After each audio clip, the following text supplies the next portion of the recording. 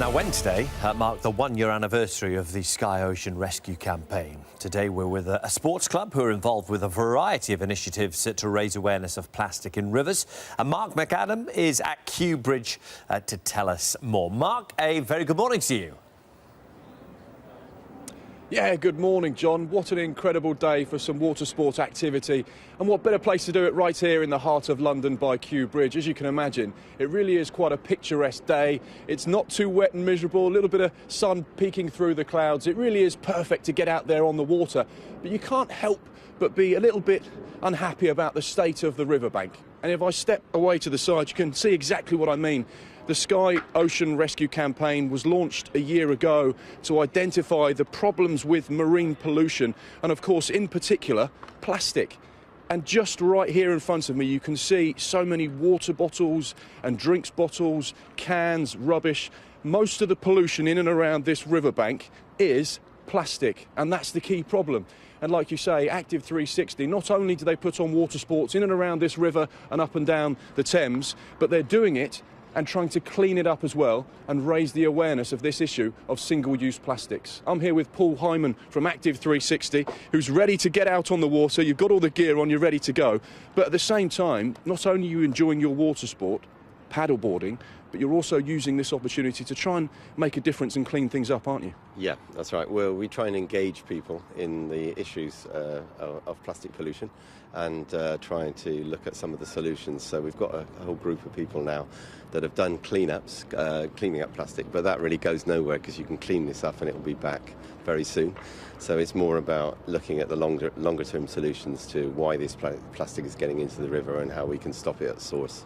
And that's one of the things you're doing today. You're getting out there on the water with your team, but you've got a red bucket, you've got a litter picker, that goes on the paddle board, and you basically use the opportunity to try and pick up as much as you possibly can and try and clean things up. Yeah, we'll clean up, but it's particularly we're interested if you look at things like this plastic cup. We're interested in the types of plastic getting in the river, and this is one that's easily solvable.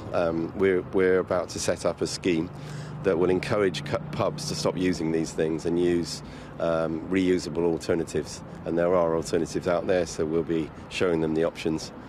And obviously, when you look across the riverbank, you can see so many water bottles, so much pollution, and it really does spoil what's an iconic setting, isn't it? Absolutely. It's a stunning river and on our doorstep and a beautiful natural space, and we're allowing it to just get trashed.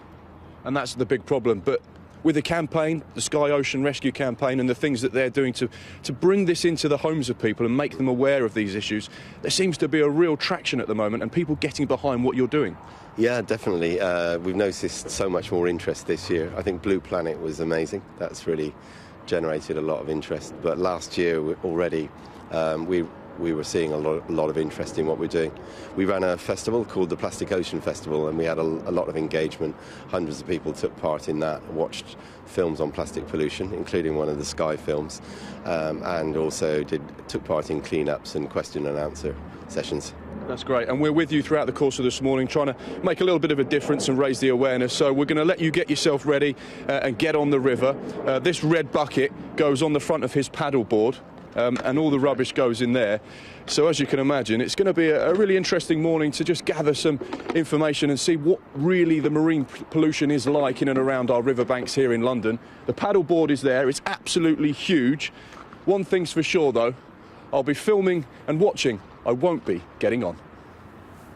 Now, Wednesday marked the one-year anniversary of the Sky Ocean Rescue campaign, and today we're with a sports club who are involved with a variety of initiatives to raise awareness of plastic in rivers.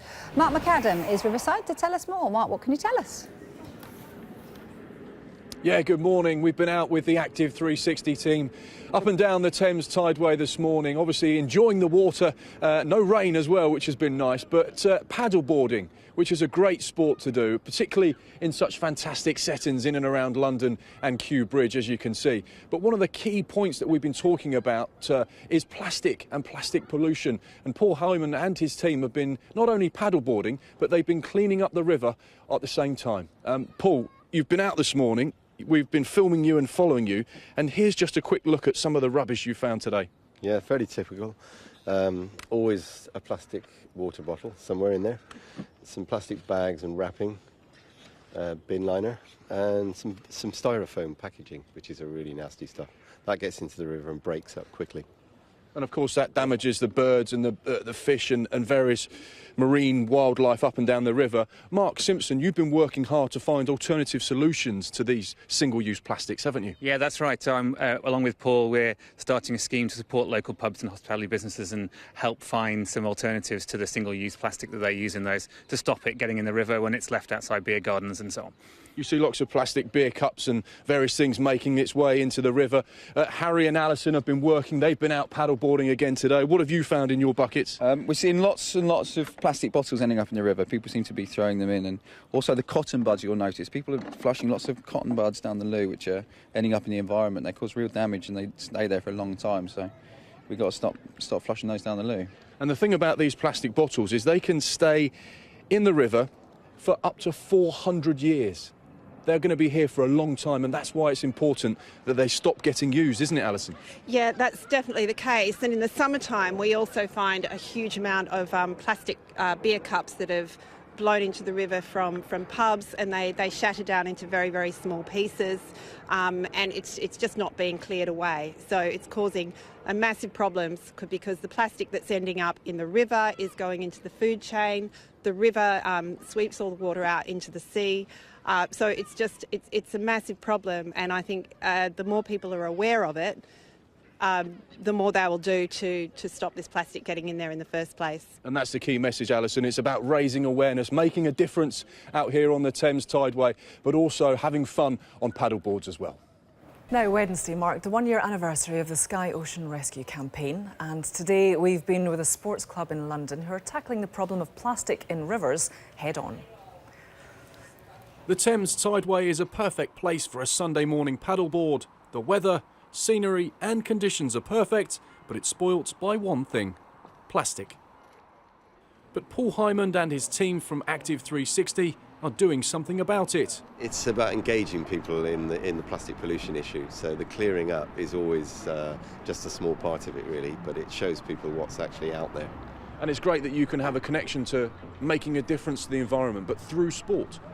Yeah, exactly. It's lovely to engage people in this river. It's such a fantastic place, and people love it out there, and we're just letting it slip away. Ruth Cadbury is the Labour MP for Brentford and Isleworth, which covers this stretch of the Thames, and she fully supports Paul and his team. We're really proud of the paddleboarders here at Kew Bridge. We've got so much plastic floating around in the Thames. People dump it, it comes down with the rain. And what the paddleboarders are doing, they're picking up the rubbish, but they're also raising awareness, and I think that's really, really important. We have to leave the world a better place for our children and grandchildren, and that means all governments have to take action soon and urgently.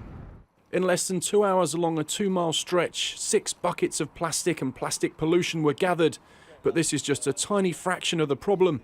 We've only got one planet, haven't we? And everyone has to start taking a bit of responsibility in what we're putting into our waterways, what we're consuming. The disposable packaging that we're using is completely out of control, and we've got to start reining it all in and clearing it up. Everything that does go in the Thames eventually is going to end up in the ocean. It's our gateway to the ocean, if you like. So us getting out here is having a little impact on what we're trying to clean up, but really it's the guys at home that are going to be littering this stuff or flushing it down the toilet. That's how it's getting into the environment, and we can't pick it all up, so it's up to everybody to do their bit and make sure it's not ending up in the environment. We've just seen a seal up here, you know. You think that the Thames is dead, but it's not. It's a living river full of different organisms, so everyone needs to pull together and do their bit to make sure that they're not being impacted by what we're doing at home. Groups like this really do make a difference, but the bigger challenge is, can you make a difference by passing on plastic? Mark McAdam, Sky Sports.